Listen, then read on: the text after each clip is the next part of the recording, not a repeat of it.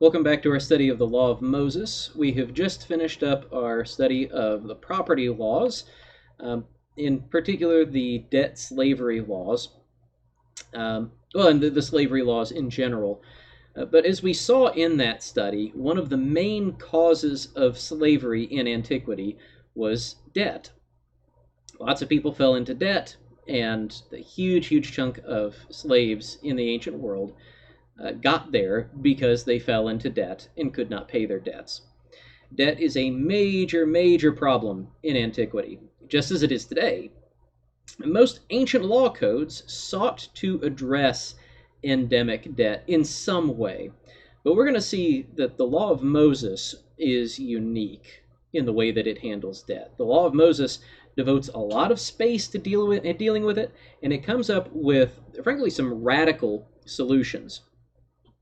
As we go through the law, you'll see that debt in antiquity, just like in the modern world, is tied inextricably to poverty. All right, debt and poverty very easily form a vicious cycle with each other. Someone gets into debt because they're poor and they hit hard times, and the terms of their debt keep them from ever rising out of destitution. And so the next time a crisis hits, you're right back at step one again, except even worse off, right? They usually end up even more destitute than they were before. And so it just runs in cycles. Destitution and debt feed off of each other at all times. We find it's especially the case in antiquity when most people are subsistence farmers and don't have a lot going for them at all. Still a problem today, though. Now we could spend a lot of time talking about all of the factors that led to debt being such a big problem in antiquity, but instead I want us to look at a couple of examples that demonstrate the point for us. One of the clearest examples, I think, of how people wind up in debt and then eventually wind up in slavery is the 7-year famine that Joseph prophesied. Let's turn together to Genesis chapter 47. We're going to begin in verse 13. Now there was no food in all the land, for the famine was very severe, so that the land of Egypt and the land of Canaan languished by reason of the famine. And Joseph gathered up all the money that was found in the land of Egypt and in the land of Canaan in exchange for the grain that they bought. And Joseph brought the money into Pharaoh's house. And when the money was all spent in the land of Egypt and in the land of Canaan, all the Egyptians came to Joseph and said, "Give us food. Why should we die before your eyes? For our money is gone." And Joseph answered, "Give me your livestock, and I will give you food in exchange for your livestock, if your money is gone." So they brought their livestock to Joseph, and Joseph gave them food in exchange for the horses, the flocks, the herds, and the donkeys. He supplied them with food in exchange for all their livestock that year. And when that year was ended, they came to him the following year and said to him, "We will not hide from my lord that our money is all spent. The herds of livestock are my lord's. There's nothing left in the sight of my lord but our bodies and our land. Why should we die before your eyes, both we and our land? Buy us and our land for food, and we with our land will be servants to Pharaoh. And give us seed that we may live and not die, and that the land may not be desolate." So Joseph bought all the land of Egypt for Pharaoh. For all the Egyptians sold their fields because the famine was severe on them. The land became Pharaoh's. As for the people, he made servants of them from one end of Egypt to the other. Only the land of the priests he did not buy, for the priests had a fixed allowance from Pharaoh and lived on the allowance that Pharaoh gave them. Therefore they did not sell their land. Then Joseph said to the people, "Behold, I have this day bought you and your land for Pharaoh. Now here is seed for you, and you shall sow the land. And at the harvests you shall give a fifth to Pharaoh, and 4/5 shall be your own, as seed for the field, and as food for yourselves and your households, and as food for your little ones." And they said, "You have saved our lives. May it please my lord, we will be servants to Pharaoh." So Joseph made it a statute concerning the land of Egypt, and it stands to this day, that Pharaoh should have the fifth. The land of the priests alone did not become pharaohs. All right, there's a lot for us to notice in this story. There's a lot going on. I want us to begin with a practical matter that is at the surface of the story. What led all of these people to go into enslavement was a food shortage, a famine. And at first, the people can afford to buy their grain from Joseph, but that money pretty quickly runs out. So then they move to stage two. They sell off their livestock to buy the next round of grain. And it makes sense in the moment to do that, right? You're simultaneously getting food for yourself and for your household, and you are decreasing the size of your household. You're getting rid of extra mouths to feed. At that point, though, you're in a lot of trouble because your herds and your flocks are a major, major source of long-term wealth, not just for you, but for your whole household and for your children to come after you. Having sizable and healthy herds and flocks is really, really important in antiquity. But the famine is so bad that not only do they give off their herds and their flocks, but even that is not enough. And in the end, the people of Egypt have nothing left but themselves and their land. They have no means of paying for more food, but they have to have food. So they jump directly to enslavement and to selling off their land. They skip what would normally be the intermediate step of taking the food as a loan. The famine has been so bad, though, that they are willing to just cast themselves at Joseph's feet. I mean, perhaps things are so bad that they recognize the futility of pretending that they're ever going to pay off their debt. Or maybe it was that Joseph was refusing to give the food out as a loan. But we don't know. The text doesn't tell us. The way it frames this exchange between them and Joseph is they volunteer themselves for slavery, and they go into it enthusiastically. We talked about this a little bit last week. Right? It might be hard for us to imagine the circumstances in which, say, a slave in Israel would want to take that deal where they go into perpetual slavery. But you look at what the people of Egypt do. They are eager, and they thank Joseph for what happens. And let's not be confused about what's happening here. Anytime you see the word servant in our English translation here, it's slave. Right? They are sold into debt slavery to the household of Pharaoh. They lose everything just to stay alive, but they're happy for it because they stay alive. Now, what we need to understand about this, what we just read in Genesis, is that this is not an exceptional case in antiquity. Now, the scale of the famine, the scale of the enslavement, that's exceptional. Right? The text itself says that there's nothing like this. This famine is so severe, there's never been anything like this on the land. It is exceptional in degree. It is not exceptional in kind. The process that we just watched unfold in Egypt was not exceptional. It happened all the time in antiquity.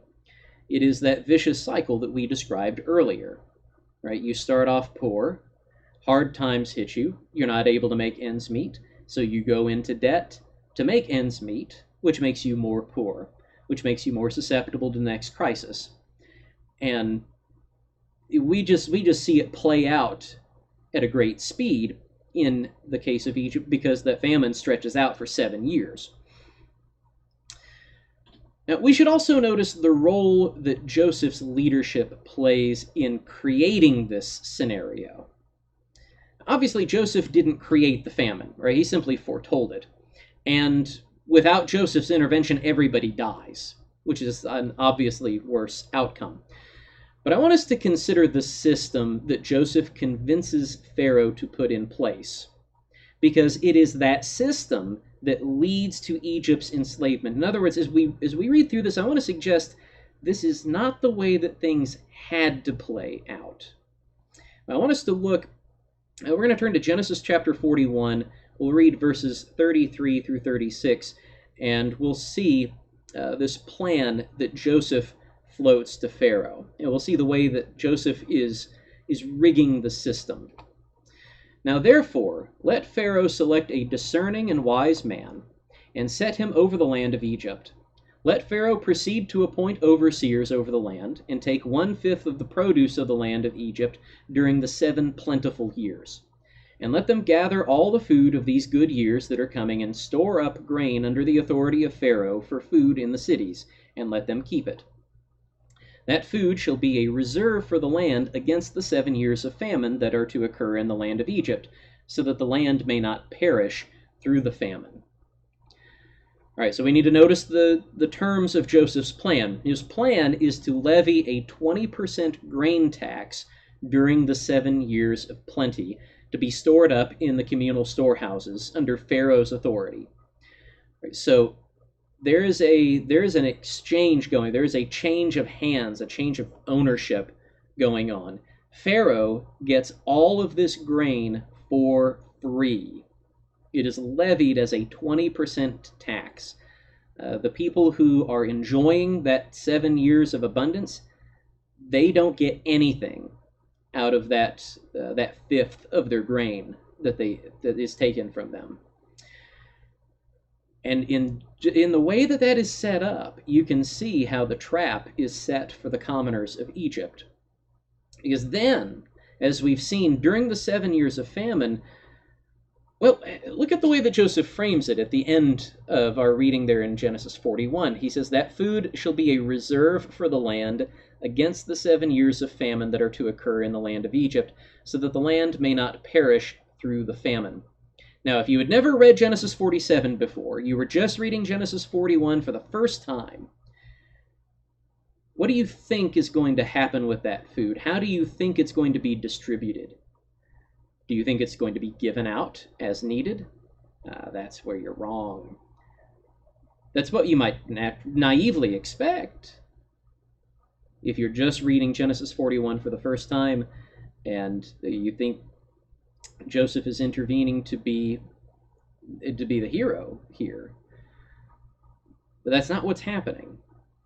And when we get to Genesis 47, well, that disillusions us of any idea of Pharaoh giving this grain back out for free. Whenever Joseph says that the food shall be a reserve for the land against the 7 years of famine, he's not saying that he's giving this food out.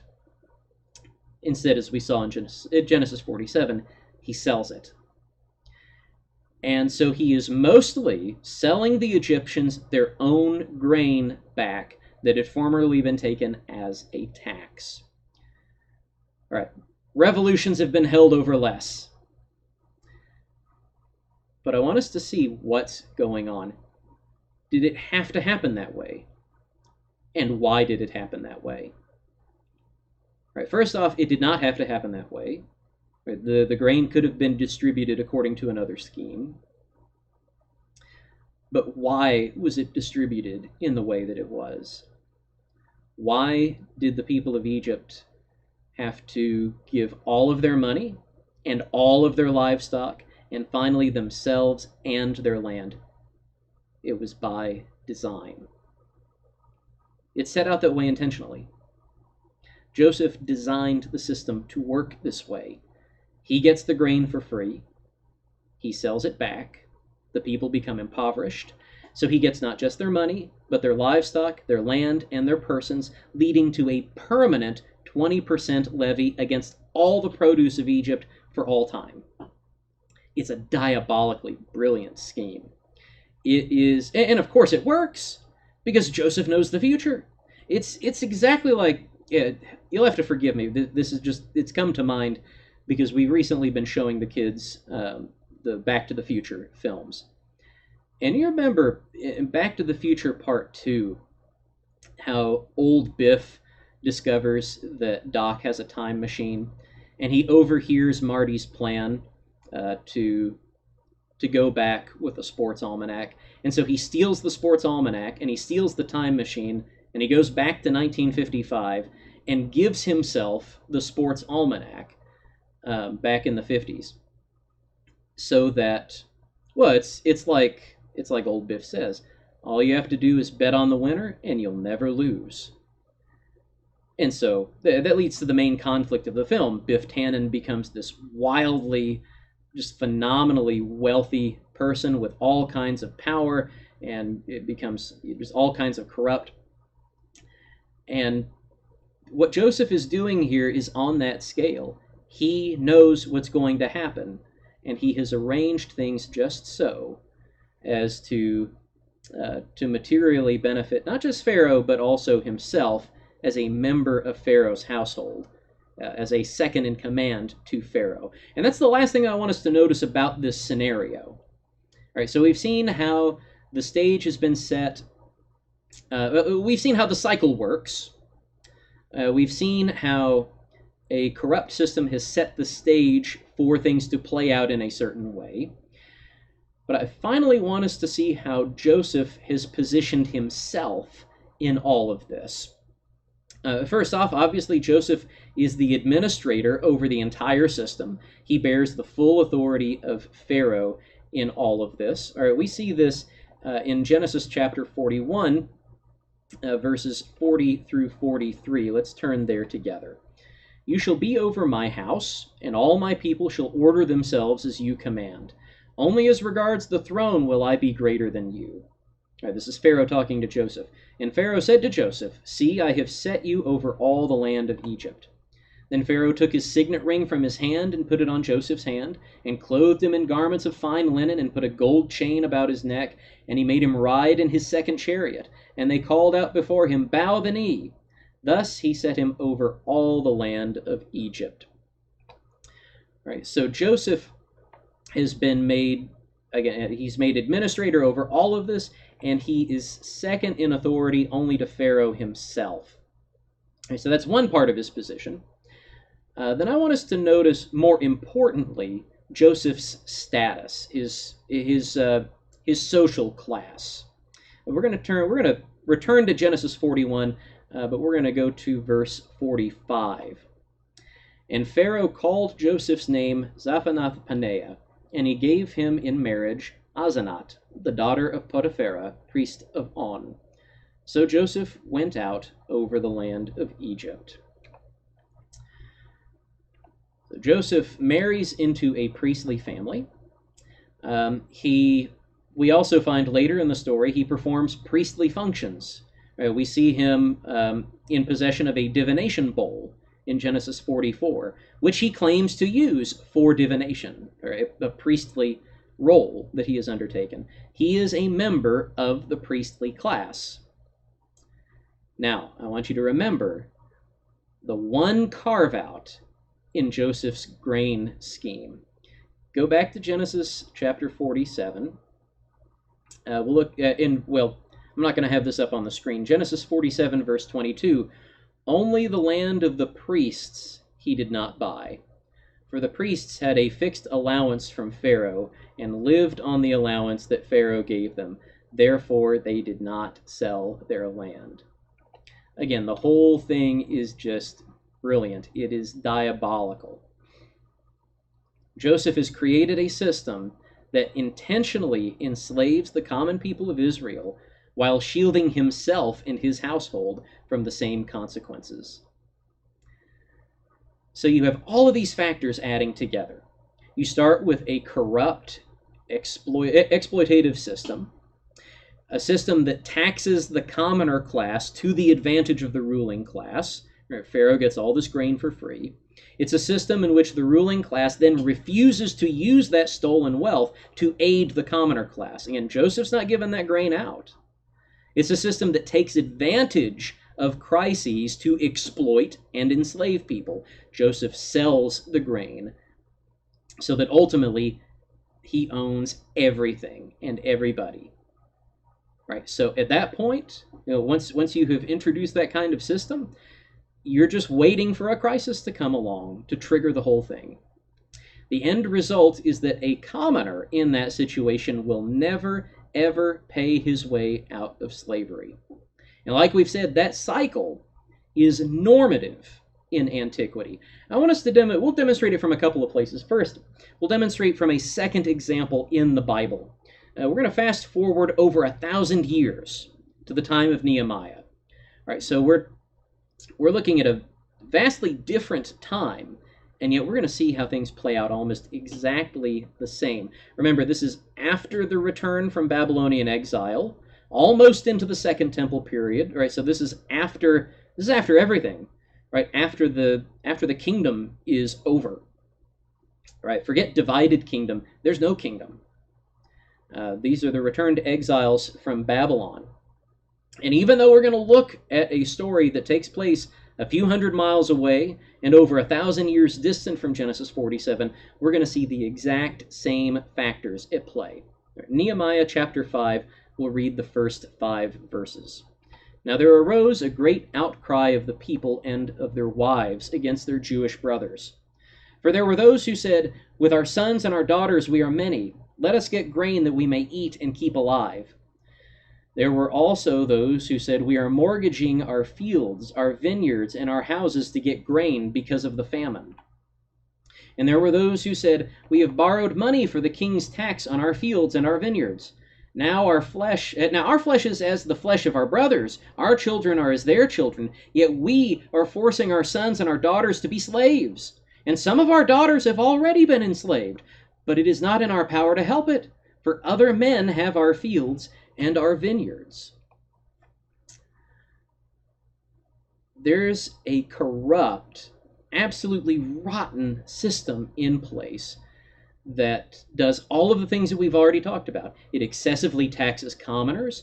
There's a food shortage, there's a famine, right? There are people having to mortgage off their property to buy food, which puts them in a further bind. They ultimately start selling people off to afford food for themselves and to afford the king's tax. This whole situation is strikingly similar to what Joseph did in Egypt. But the important thing to remember here is that it's Hebrews oppressing Hebrews. And again, it is separated by a couple hundred miles and over 1,000 years. This kind of pattern plays out all throughout antiquity. It's common. These two stories that we've looked at are not included because they're exceptional. Exploitative lending was the norm in antiquity. We even find it codified in other ancient law codes. We're going to look at a couple of the other law codes. We're going to start with the Laws of Eshnunna. We'll start in paragraph 18a. It says, "Per 1 shekel of silver, interest accrues at the rate of 36 barley corns." All right, so 36 barley corns is 20% of a shekel. I know, weird units of measurement. That's the way that they work out. Per 300 selas of grain, interest accrues at the rate of 100 selas. All right, there we at least have the same unit. We can compare 300 selas to 100 selas pretty easily in our heads. That's a 1/3 interest rate, a 33% interest rate. Let's continue also, not just in the Laws of Eshnunna, but we also find this codified in exactly the same way in the Laws of Hammurabi. In Gap paragraph T, "If a merchant gives grain or silver as an interest-bearing loan, he shall take 100 selas of grain per kur as interest." Right, so that's the same 33% interest rate for grain. "If he gives silver as an interest-bearing loan, he shall take 36 barley corns per shekel of silver as interest." Right, so that amounts to a 20% rate.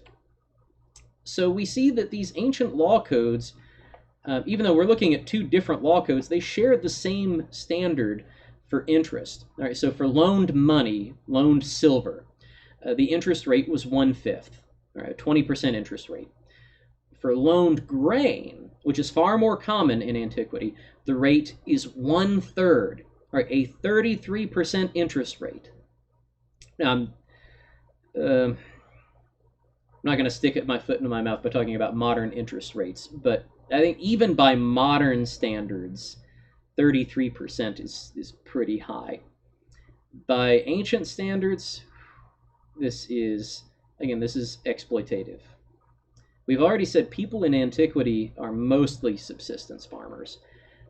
By definition, what it means to be a subsistence farmer is it takes close to 100% of your yearly yield just to keep your household alive. If you have a bad enough season, you will be in debt for the rest of your life. That 33%, if you're borrowing grain, that 33% is going to hang like an albatross around your neck. You will never get rid of it. And it only takes one bad season.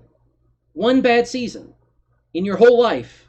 One bad season for you to fall into permanent debt, and probably into debt slavery as well.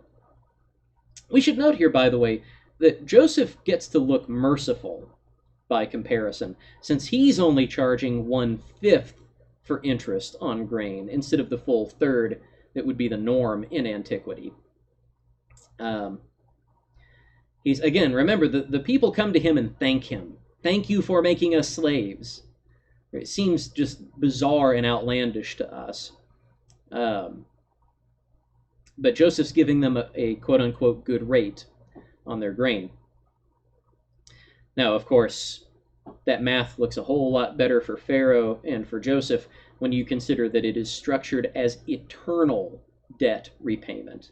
Right? It's just structured that way at the outset. You will always, and your children will always pay 1/5. Ooh, buddy. That's huge. Quite a switcheroo that Joseph plays. So, we've seen the ancients putting corrupt systems in place that are just awaiting a crisis to leave people destitute to create the opportunity for enslavement.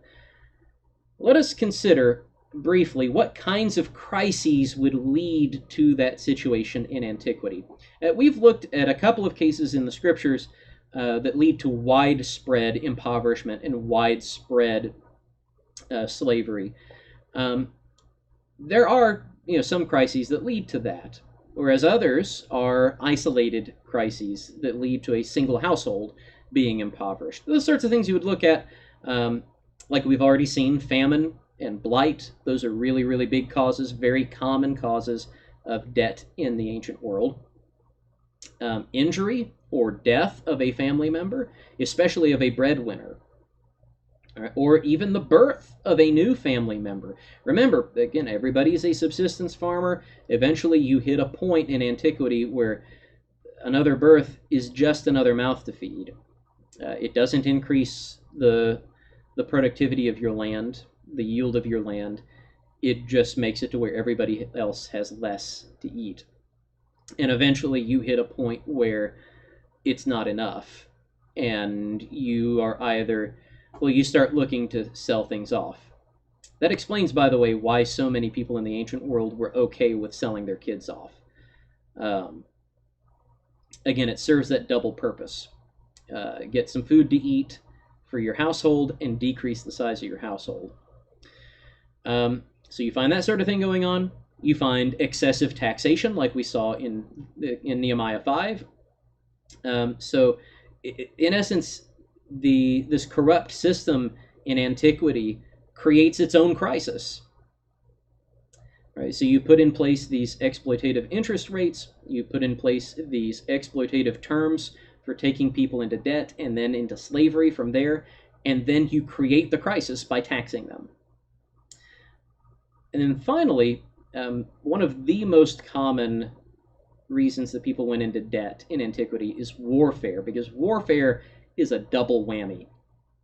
It usually results in somebody's breadwinner being killed in battle. And so you've lost, your household is smaller, but you've lost somebody who was feeding the household. That's the first stroke of warfare against the household. But then to follow up on that, usually warfare leads to additional taxation. There's always a tax levied on someone after a war. And so usually that hits as a double whammy. If there's a war, that means inevitably a lot of people are going to go destitute and are going to go into slavery. So we have seen all kinds of events that can send families spiraling into permanent destitution as they take out loans, sell their livestock, sell their kids, sell their land, almost always in that order, by the way, to try to stay afloat. In the face of all of this, the law of Moses does some truly radical things. Now, we saw in a past class that the law prioritizes keeping people from going into slavery, and it prioritizes releasing people from slavery if they wind up in slavery. But that slavery problem, in part, is downstream from the problem of debt. And we saw that there are other causes of slavery in antiquity. There are war slaves, there are born slaves in antiquity, but debt slavery is a huge, huge source of slaves in antiquity. And so that slavery problem, the debt slavery problem, is downstream from the problem of debt. And so we find the law of Moses also making it a priority to keep people out of debt and to get them out of debt if they fall into it. So the first thing we're going to look at, we'll look at it in that order. We'll look at a preventative measure to begin with. Turn to Deuteronomy chapter 23. We'll read verse 19. You shall not charge interest on loans to your brother, interest on money, interest on food, interest on anything that is lent for interest. The law flatly forbids Israel from charging interest to each other. Right now, they're generally allowed to charge interest to foreigners, but for each other, they may not charge interest. And this is repeated, by the way, across Exodus and Leviticus as well. It's not just in Deuteronomy. It's one of those rare things that makes it across all of the law codes that we find in the law of Moses. It's because it's a big, big deal. And we just saw what Ishnunna and Hammurabi say. They set up these exorbitant interest rates for money and for grain. You look at Moses, and it's radically different. No interest. No interest on money, no interest on food. Moses is specific. Notice how he divided that out. He specified these two most common things that are taken as loans, money and food. No interest. Because this is a major, major factor in the debt cycle that we have described. Right? In other places in antiquity, people get into debt. It's almost impossible to get out. It is almost inevitable that they wind up enslaved. The law of Moses attempts to break that cycle by forbidding usurious lending. So very, very radical piece there. Again, something we don't even abide by today. It is very radical, not only for its day, but for our day as well. The biggest and most radical element, though, of the law's program is systematic debt cancellation. It is so radical by ancient standards that we never see Israel doing it. In fact, there's a lot of this stuff that we're going to read about that Israel's supposed to do that we never find any evidence of them doing in history. Right? It's that radical. It's so radical that God will command it and nobody will do it. It's so radical even by modern standards that anybody who proposes anything similar to it today gets accused of being a Marxist. It's that radical. But it's the cornerstone of the law's debt cancellation program. That cornerstone is the Sabbath. Let's start with the Sabbath day. We'll go to Deuteronomy chapter 5 and we'll begin in verse 12. Observe the Sabbath day to keep it holy, as the Lord your God commanded you. 6 days you shall labor and do all your work, but the seventh day is a Sabbath to the Lord your God. On it you shall not do any work, you or your son or your daughter or your male servant or your female servant or your ox or your donkey or any of your livestock or the sojourner who is within your gates, that your male servant and your female servant may rest as well as you. You shall remember that you were a slave in the land of Egypt, and the Lord your God brought you out from there with a mighty hand and an outstretched arm. Therefore the Lord your God commanded you to keep the Sabbath day. The Sabbath is divinely counterintuitive. The solution, part of the solution, anyway, to poverty and to runaway debt is working less. Only God can come up with a plan like this. right? Everybody else's first instinct, oh, I'm in poverty, I need to work harder. I need to work more. And most importantly, anybody that I'm in control of, I need to work them harder too. And that's where the Sabbath comes in and starts to break that cycle up. Because the sons of Israel are to condition themselves to a life of material restraint.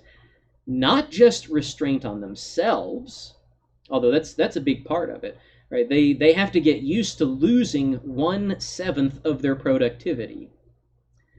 They have to get used to living off of what 6 days will produce. But beyond that, they have to get used to letting their livestock and their servants and their children rest too.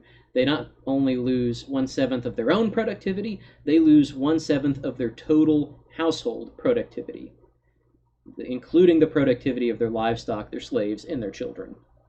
They have to get used to giving other people a break. They have to get used to granting release. Now, that's going to come up again. They have to get used to granting release. God is granting them release in the Sabbath day. They have to get used to that. They also have to get used to granting that release to those under their charge. And that makes the Sabbath a mark of the covenant. Right? Are you going to be faithful to God? That's the question of the Sabbath day. Are you going to be faithful to God by reining yourself in? Are you going to be faithful to God by giving those who are within your power rest? Right? And remember, this is not just some fringe issue in the law. God appeals to the Exodus, right? You were slaves in Egypt. That's what he appeals to. That's why you give your kids and your livestock and your servants rest. They can't work because you used to be a slave in Egypt. You ought to know what that's like.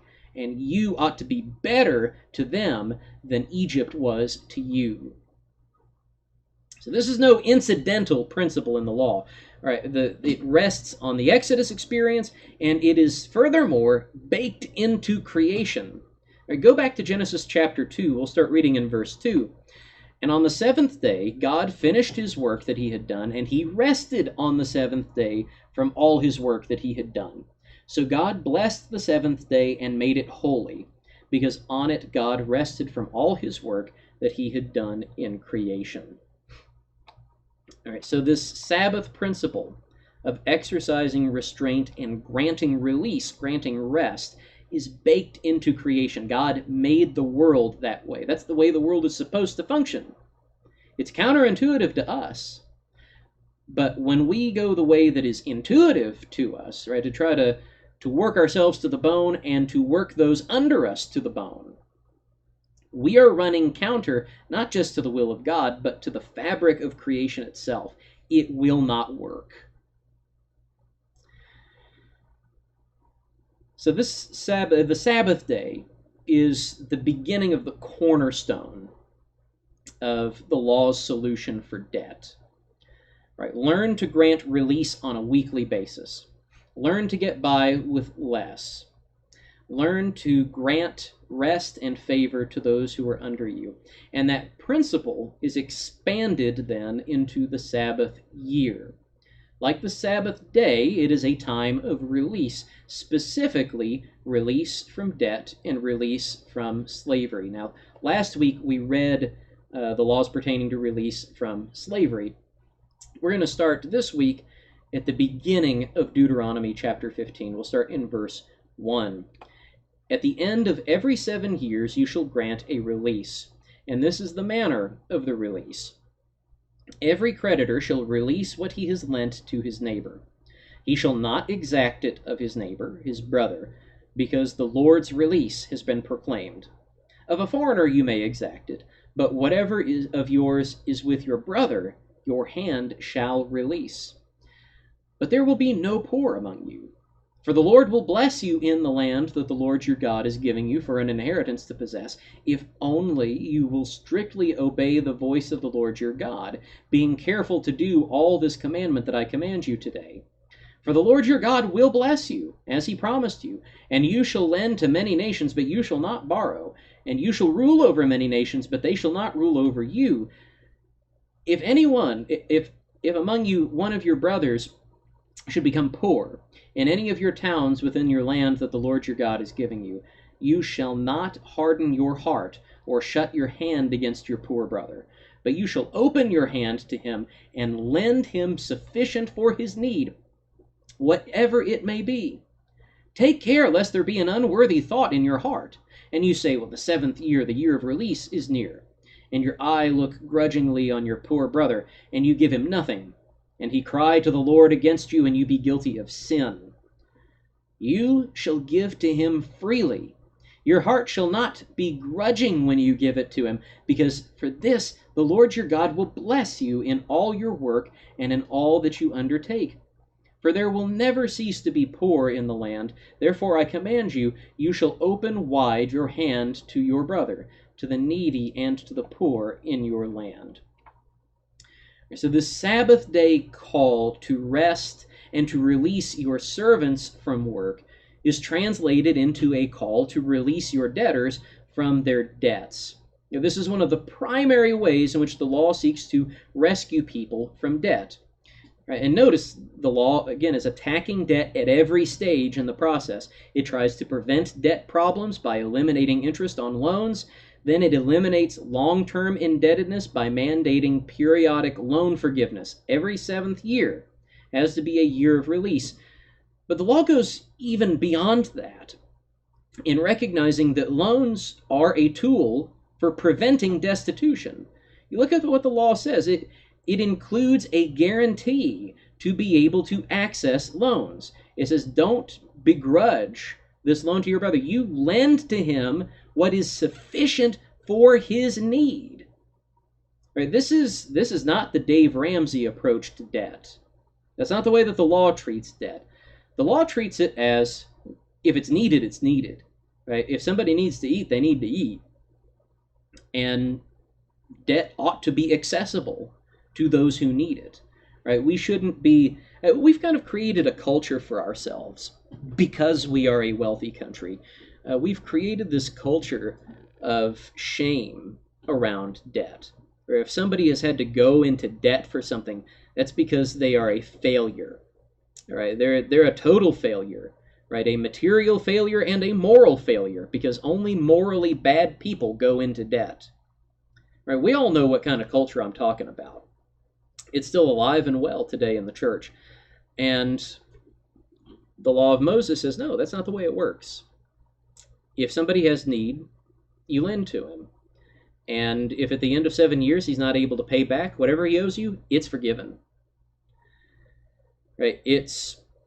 And that's to happen every 7 years. Again, the law is radical on this point. These debt release laws, just like the slavery laws that we saw last week, culminate in the Jubilee year. So we're going to turn to Leviticus chapter 25, and we'll start in verse 23.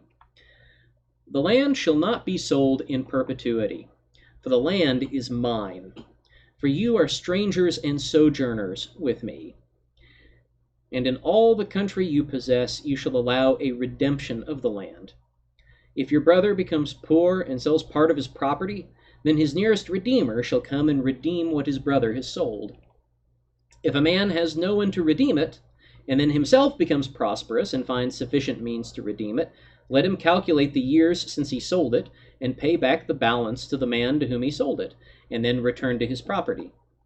But if he does not have sufficient means to recover it, then what he sold shall remain in the hand of the buyer until the year of Jubilee. In the Jubilee it shall be released, and he shall return to his property. Right, so again, the year of Jubilee is a year of release. It's consistent with the Sabbath day. It's consistent with the Sabbath year. Those, you could see that Sabbath day, again, we call it the cornerstone of all this. It's the training wheels. Week by week, you have to get used to granting release and constraining yourself. And that builds into bigger and bigger things. So we find it all culminate here in the Jubilee year that happens every 50th year. Now remember that another major part of that vicious cycle that we described at the beginning was that people end up, if they're destitute enough, people resort to selling all kinds of things to make ends meet, ultimately even resorting to selling their land to make ends meet. I mean, at that point, what do? Right? You've just sold off your primary source of income. It is your livelihood. It's your means of providing for yourself and for your household, what's left of them. Worse than that, right? It's not just you and your immediate family. The generations that follow after you now will have no property to provide for themselves. Now you are, and you've done what you had to do, right? The way this law is framed, somebody becomes poor and they have to sell off their land to make ends meet. That's the framing of this law. So they didn't really have a choice in the matter. We don't get to say, oh, you're just being foolish. He's not, we can't accuse this person in this circumstance of being an Esau, despising the birthright. Instead, they've become destitute, and to make ends meet now, they've doomed not just themselves, but all of their children after them to just perpetual destitution. It's the situation that we saw Egypt fall into ultimately. They become so poor that they're just sold off into perpetual slavery, generational slavery. You can see how dangerous the sale of property is in antiquity. And so the law provides a solution, and it provides a multi-layered solution. There's not just one solution in the Jubilee laws for these circumstances where you sell off your land because you become poor. First off, or the first layer of this solution, is that it is the duty of every Israelite to redeem his near kinsman's property if he can. Right, so if you find out that your near kinsman has had to sell his land to make ends meet, and if it's within your power to buy it back for him, the law obligates you to buy it back for him, redeem it for your brother. That's a radical call. There's no talk. I mean, obviously, I think anybody in that situation who had their land redeemed for them would feel themselves indebted to that family member who has bailed them out. But there's no talk in the law about it. There's no obligation for the debtor, the one who sold the land, to repay to the kinsman. Instead, it's his job, right, if he ever becomes prosperous, to be the redeemer whenever he has the opportunity to. All right, but that's the first layer of protection. Second layer, if a relative is not able to redeem the land, the buyer still has to accept an offer of redemption from the seller later on. All right, so let's say somebody falls onto hard times and sells his land. But then some years later, his fortunes turn and he becomes prosperous, like the law says, prosperous enough that he is able to afford to buy his land back. The law says that the buyer has to sell the land back. It's not his to do with as he pleases, right? That's the first line of the law that we just read. The land shall not be sold in perpetuity. Just because you bought it doesn't make it yours. Right? That's really counterintuitive to us. That's really radical to us. Just because you bought it doesn't make it yours.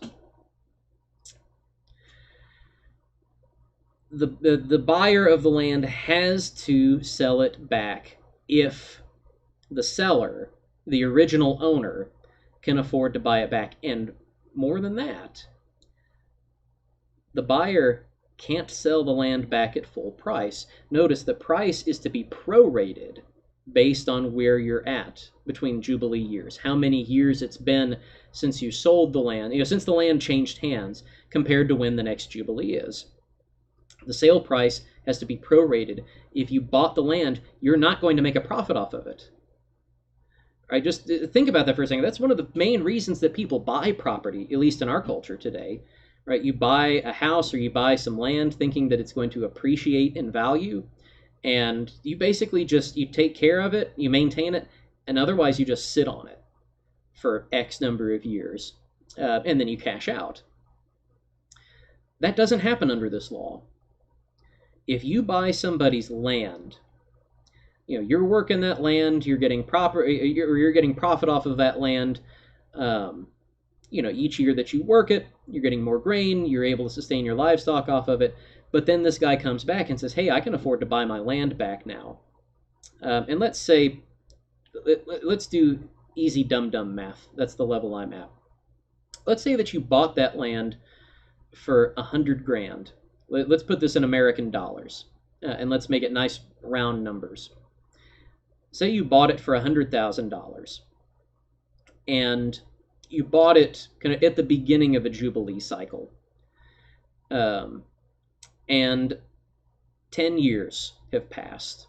Right? How much would you normally expect your land to appreciate in value over 10 years, by the way? Normally you expect to get a decent return off of it. But what the Jubilee law stipulates is that if that guy comes back in 10 years and says, hey, I can afford to buy the land back, you have to sell it back for $80,000. Right? It's prorated. You take off that fifth where you have owned the land. But he doesn't have to pay you $100,000. He doesn't have to pay you any kind of return, right? You would expect to sit on that land for 10 years and make, who knows, depending on the market, who knows, 130, 140, 150? No, you're not even making 100. You're making 80. That's what the law stipulates, and that is radical. And the whole purpose of it is to keep people from going into destitution. It is something that is ordered towards the common good in that way. That's only the second layer, right? The last resort,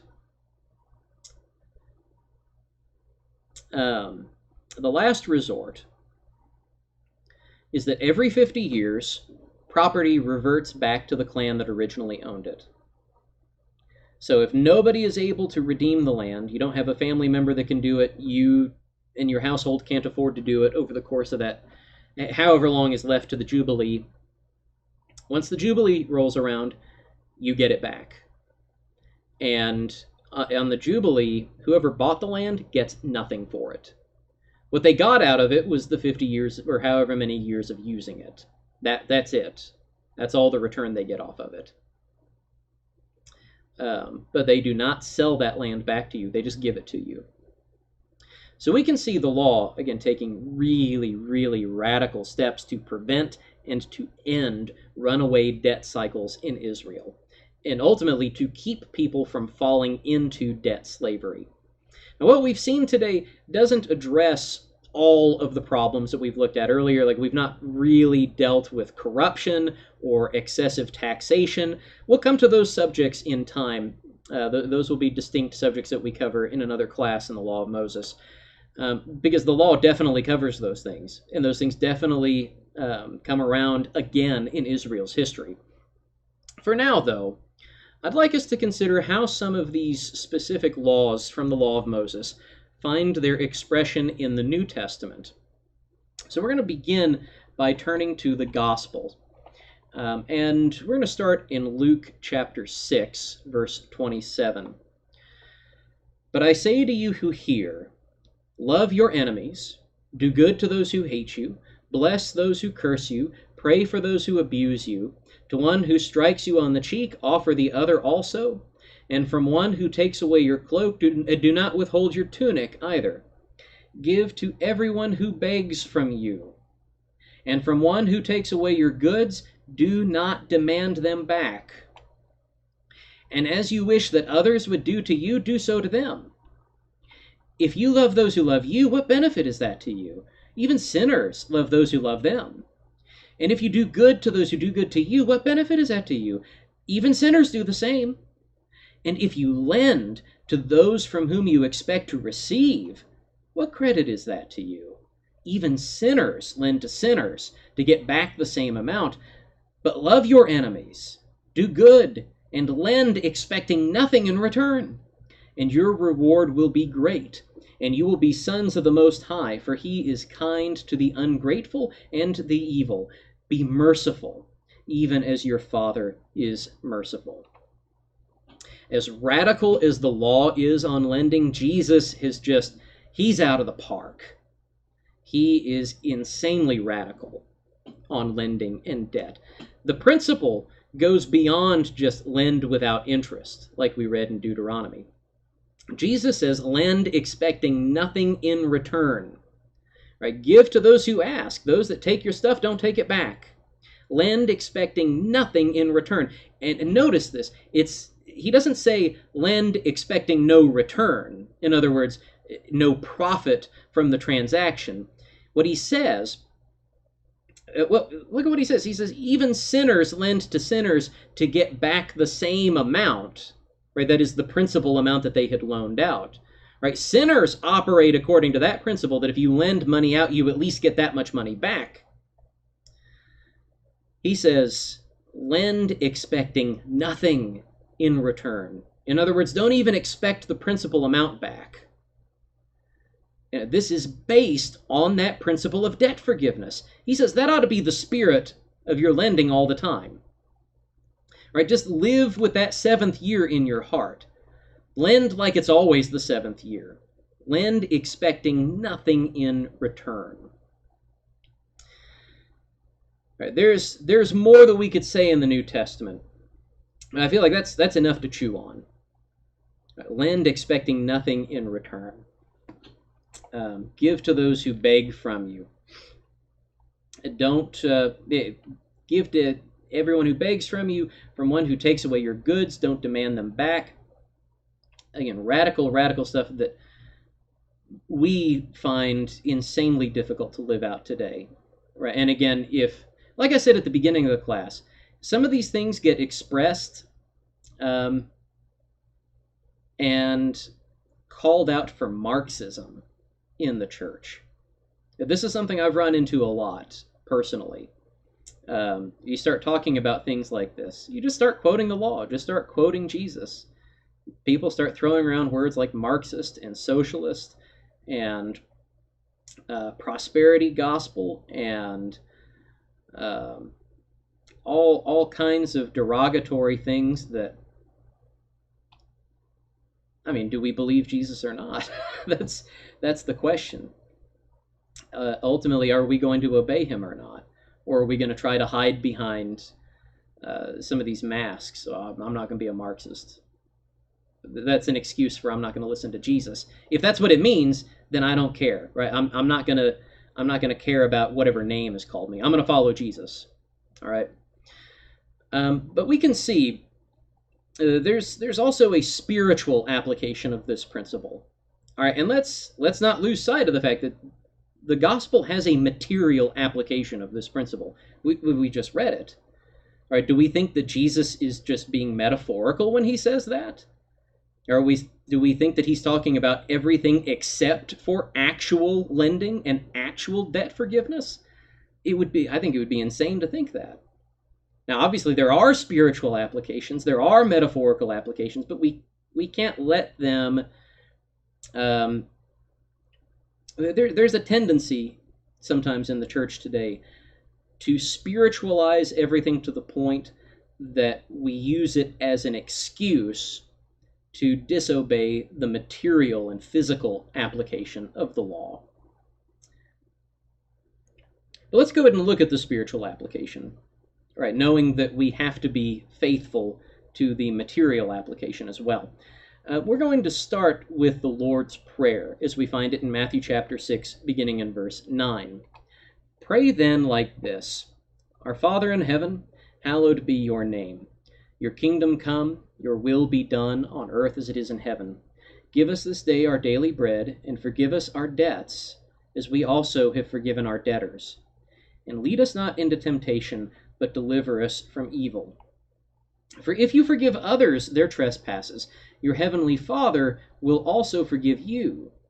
But if you do not forgive others their trespasses, neither will your Father forgive your trespasses.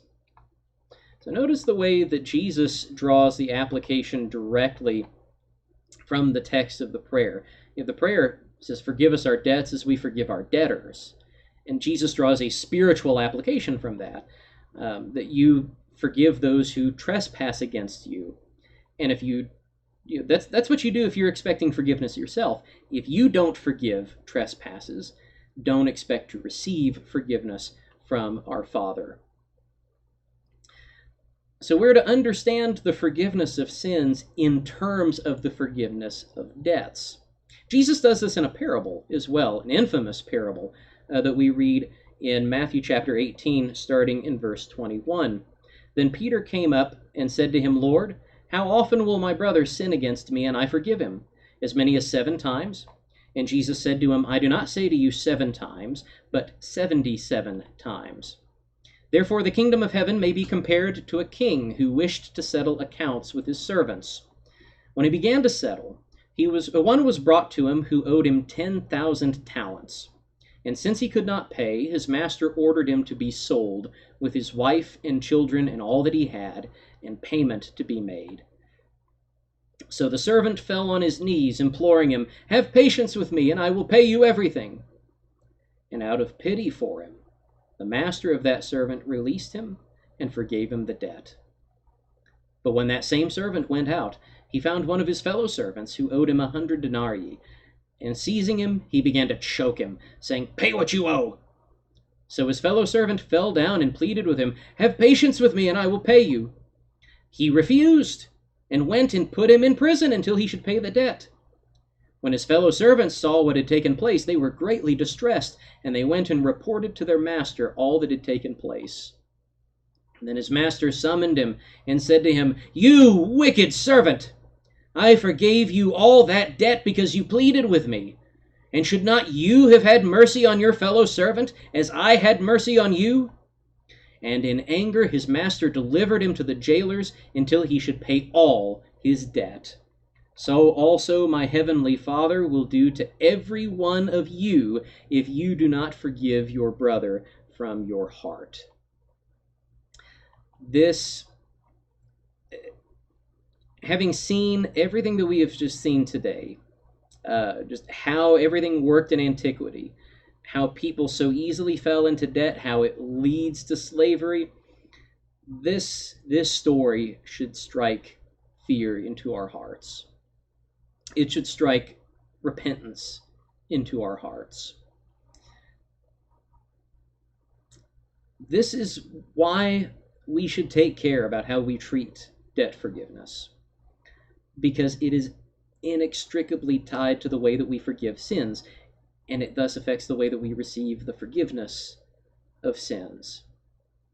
Right, the point of this parable is to explain forgiveness of sins in terms of debt. Right, the debt is there to help us understand what sin is like. And so this goes back to answer Peter's question. We are to forgive others their trespasses against us in the same way that God forgives our trespasses against him. In other words, it's unbounded, it's unlimited. That's the application we should draw from the parable. The application we should not draw from the parable is, oh, this is all just a metaphor about sin. It's a spiritual metaphor. It doesn't have anything to tell me about how I treat physical debt. If I go out and I throttle somebody who owes me money, that doesn't matter so long as I forgive him his sins.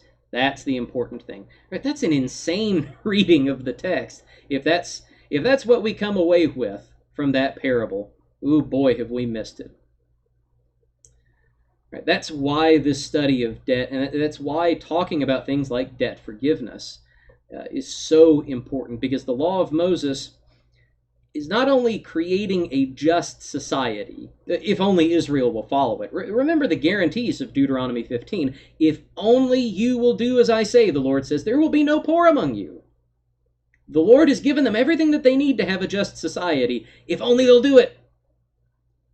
But that just society points forward to the society of Jesus Christ, in which our sins are forgiven us.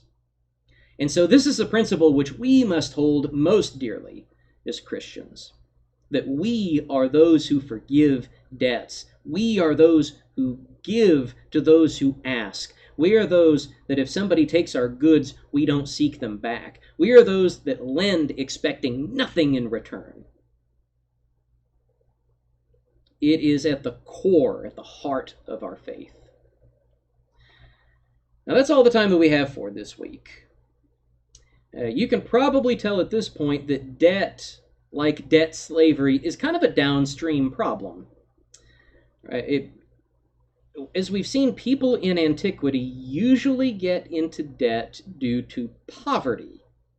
Right? People become poor, and that kind of sets them on the edge. That sets them up for this whole vicious cycle to start. What do we do about that? If the law fixes the problem of debt slavery, if it fixes the problem of debt, what does it have to say about the problem of poverty? Well, the law does provide solutions for the problem of poverty. In fact, we just alluded to that from Deuteronomy 15 a second ago. It takes us into protections that the law offers to certain classes of people, which is the subject for another week. That's going to have to do it for us for this week. I hope this class has been edifying and informative for you. Hopefully it has caused you to maybe think about some things that you've just kind of assumed to be the case. Whenever I studied this personally, part of what makes me passionate about this is that, we're born and raised in a society that charges interest, that thinks that it's wrong to have debt, that thinks that it would be even more wrong to forgive debt. Yeah, imagine that. Our society thinks that there are certain parts of our society that thinks it is immoral to forgive debts. Read the Bible, folks. I mean, that's why I'm passionate about this. I feel I personally, in my own thinking, have been saved from that sinful way of thinking. It's something we really ought to hold dearly. And I hope that today's class has been helpful in that direction for you. We look forward to seeing you next week. Until then, take care. Bye-bye.